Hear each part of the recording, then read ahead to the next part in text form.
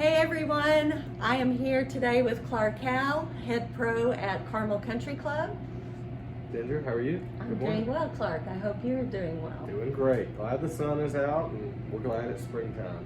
Absolutely. A lot more tennis playing in the springtime. We're full-blown USTA and having some fun with that. You've got Interclub going on. Absolutely. Interclub, Queen City, we've got junior team tennis. We've got 39 teams playing out of here this spring. So it's a busy time here and we love it.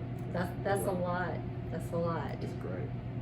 Well, Clark's going to demonstrate to us today how to change the tape on your racket to improve your grip. And he's going to tell us everything we need to know about that. Yeah, so guys, I get this question a lot, Ginger. How often should I change my grip? Should I do a replacement grip, which is the grip that's always on your racket, or should I do an overgrip? I always recommend doing an overgrip because when it's going to be 82 like it is today, and you get sweaty, and that grip is going to lose some of its tackiness. And the $2 overgrip that's extra tacky, like this Wilson Pro overgrip, which is my very favorite grip, you'll be able to replace as often as you want. You won't feel like you're burning through the cash, and you feel like you're getting a good product. So guys, I would say this time of year, when the weather's getting warm, I would say replacing your grip every other week is probably sufficient.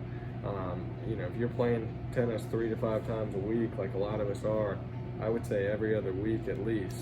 As we get into the summer, I would say every week, just because those temperatures really rise. But guys, as you can see, the grip here, you've got kind of your fat end and your skinny end right here. Okay, and the skinny end has a nice little starter for us. It's got a little sticker there. That's where you're going to start. You're going to take that little sticker off, and you're going to start on the bottom of the racket. Okay.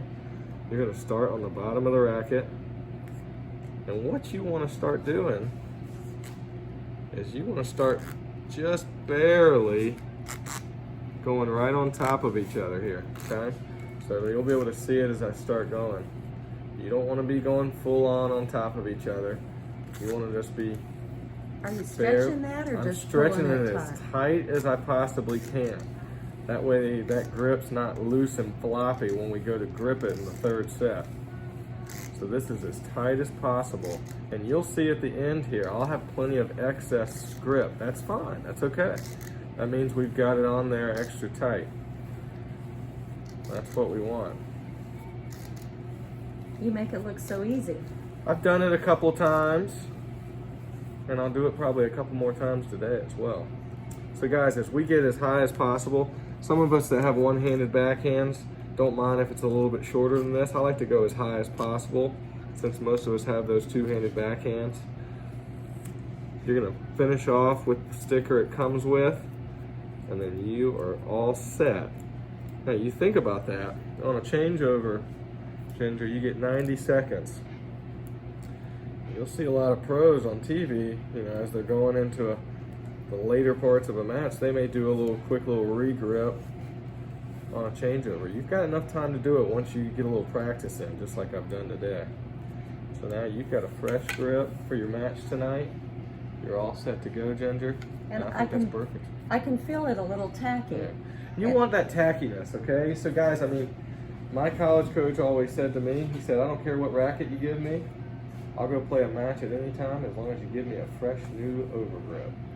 And I always kind of took that to the grave. I was like, oh, that makes a lot of sense. And just feeling that tackiness feels like you've really got good control of that racket.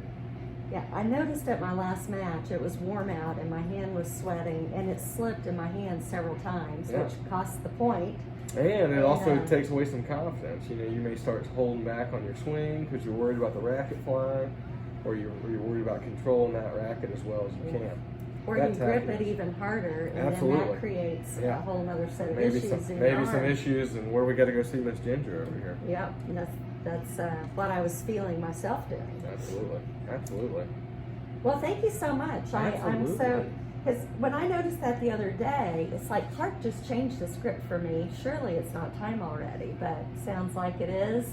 And now maybe I can do it myself, and I won't have to bother you all the time. Oh, you're welcome to bother me at any time. But we love to help. But I definitely think it's a great thing to know how to do, guys. Like I said, you guys are going to be playing in these hotter months. I think, you're going to be out there and you're going to go, wow, I really wish I could grab a new grip real quick. And you'll be able to get one on there really quick on a changeover. Like I said, 90 seconds.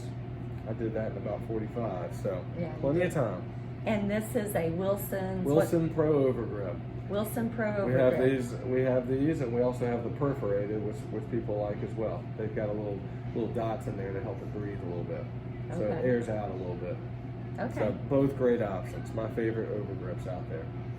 Awesome. Thank you so much, Clark. You're welcome, Ginger. Have a great day, guys. Yes. Goodbye. Have a great one.